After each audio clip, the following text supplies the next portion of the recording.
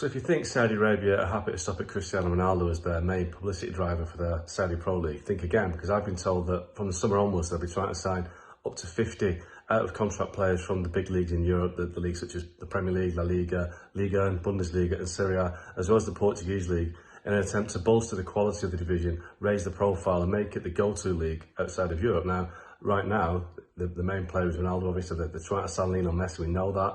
But the idea is to build up Saudi Arabia's football league to make it a huge league worldwide in time for Saudi Arabia's anticipated bid for the World Cup in 2030. We've already seen that they're going to host a Club World Cup in December, the first time that they've hosted the FIFA Club World Cup. They had a great tournament in Qatar 2022. They beat Argentina in the opening game.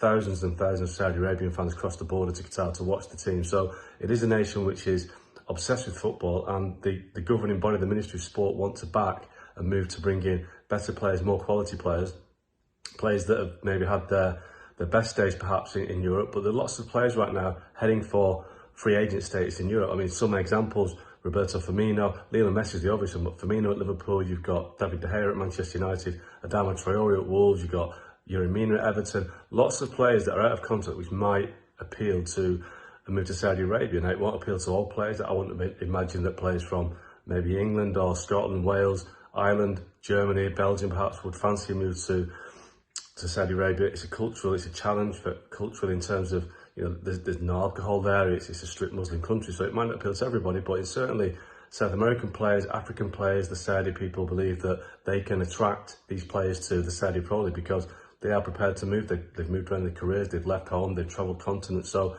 a move to Saudi Arabia won't be quite as challenging for those as it maybe is for other players. But Saudi Arabia wants to be a big player in the football world.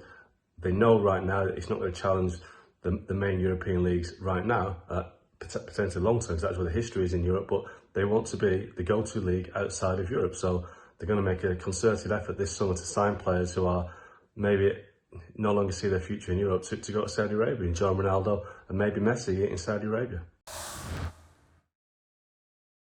Thanks so much for watching ESPN on YouTube. And for more sports highlights and analysis, be sure to download the ESPN app. And for premium content and live streaming, subscribe to ESPN Plus.